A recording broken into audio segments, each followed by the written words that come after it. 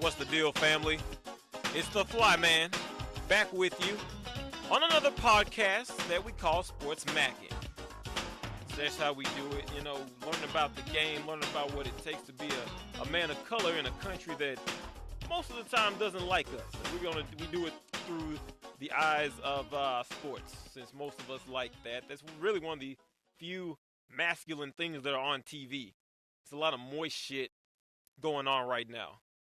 If you don't believe me, watch Real Housewives or any other shit they put on VH1 or Bravo. But anyway, I digress. The NBA started a couple weeks ago. My Rockets jumped out to a nice little start. Really nice. Lost to Golden State, but been a real nice start. I think it's about 6-1, 7-1, something like that. And then on the other side of the spectrum, you got LeBron James and the Cleveland Cavaliers. And I'm going to say the same thing. What I have to say about LeBron, I have the same thing to say about my Rockets. Reserve all judgment until the All-Star break. It's that simple. Reserve all judgment until the All-Star break. Because, look at LeBron James. He's dealing with all these new players, guys he's never really played with before. That's really why Cleveland is struggling. And think about it, on that roster, who the fuck else even knows how to win? Nobody. LeBron's the only guy who's even been to the playoffs.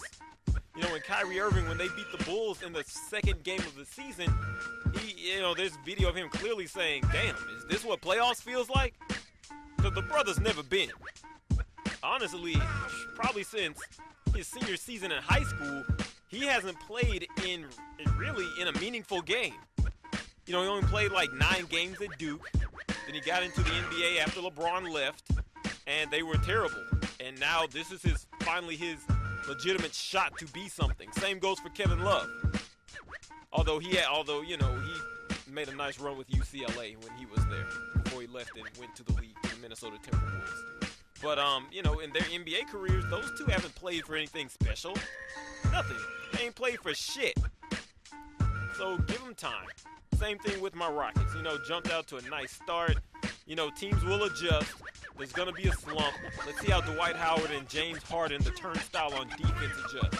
Although I like the addition of Trevor Ariza. He's been a very nice pickup. He's very long defensively. He adds another shooter.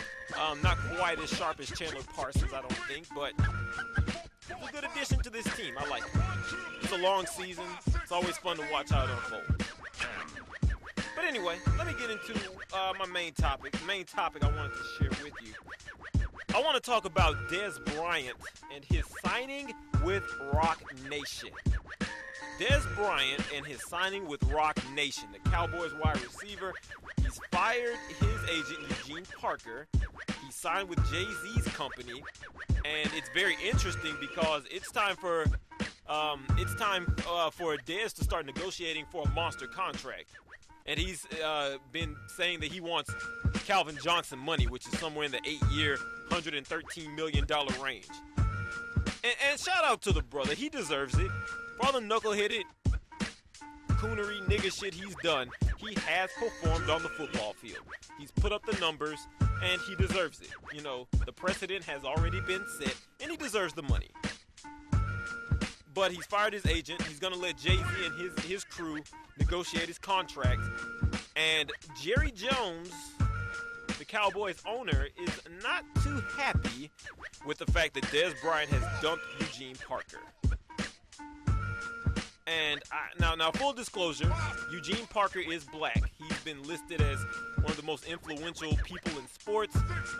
He's been featured in Black Enterprise, Ebony Jet. The whole shebang for, successful niggas like him. Shout out to the brother, But I think what Jerry Jones is afraid of, and a lot of owners are afraid of, is the come up of new black blood. The come up of new black blood.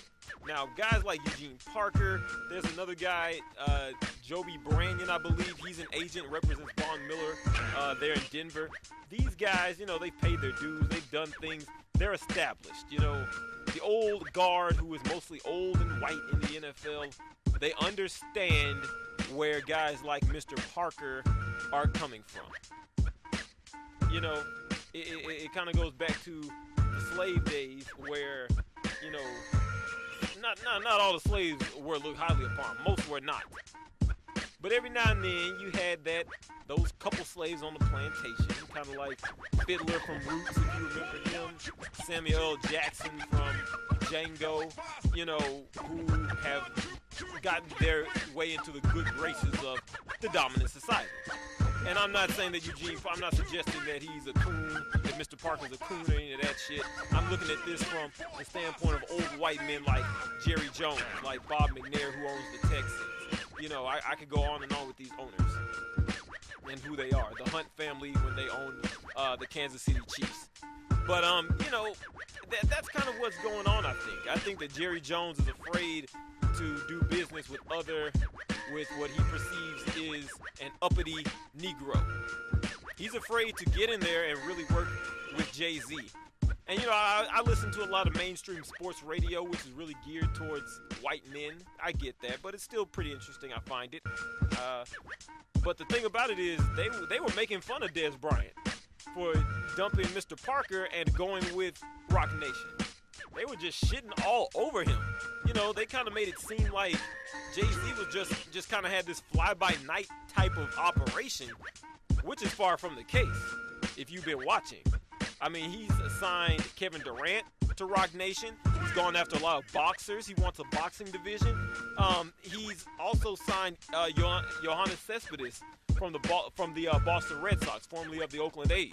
He's there now with RocNation. And they're talking about acquiring other agents and going after agencies. They're looking for experience. So this brother is not running no fly-by-night nigga shit. This is something concrete that I think could last for a while. But even given those facts, which the dominant society knows, their message is, hey, big scary rapper is trying to muscle in on what's traditionally been a white man's playground.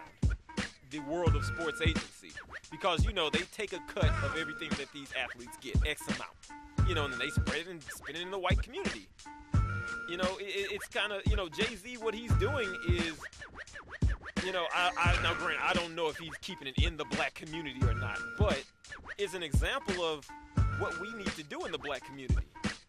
Set up our own shit, something with our name on it, and keep those funds, keep those resources in our communities. I applaud what Jay-Z's doing. I applaud what he is doing with RocNation, and Dez Bryant is just the latest of what I think will be many more acquisitions. There was a boxer who Jay-Z was trying to sign, and the guy didn't want to sign with him just yet because he wanted to see some more of the moves that Jay-Z was going to make. All I can tell that dude is I think you can sit back and get ready to see what's about to happen. Because when you're going after the type of talent I just listed that is with RocNation, you're working with something. And for Jerry Jones to come out and say he's nervous about negotiating with him, why? Why are you nervous? Why are you scared of negotiating with someone who should be an agent? Someone who's doing this in a very professional, thorough manner. What has Jerry Jones so scared? Again, it's new black blood. It's relatively speaking a young black man coming up trying to start his own business and do things in a thorough manner and show that he is on par with the dominant society and that he can take a few of their chips as well. Now Jay-Z's in his 40s, granted, but relatively speaking, a young man compared to Jerry Jones and some of these old-ass NFL owners who are like in their 70s and 80s and even 90s in some extreme cases. So that scares them. And again, it goes back to black fear that exists in America. All the propaganda, all the movies, all the news, all the shit you see, it all goes back to propaganda. And Jerry Jones is no different. He's had a lot of black players and all of this shit, but let them try and own something like he does. Let them really try to dump the nigga shit and really get on his level. This is a perfect example of that. This is Jerry Jones' true colors. He's a white man that is scared. So that's just something to think about. That's what I wanted to leave you with. Shout out to Dez Bryant. Hope the brother gets his money. Shout out to Jay-Z. Hope RocNation continues to do what it does. This is SportsMackin. Drop us a line, flymansports@gmail.com. Share your thoughts, man. We're out.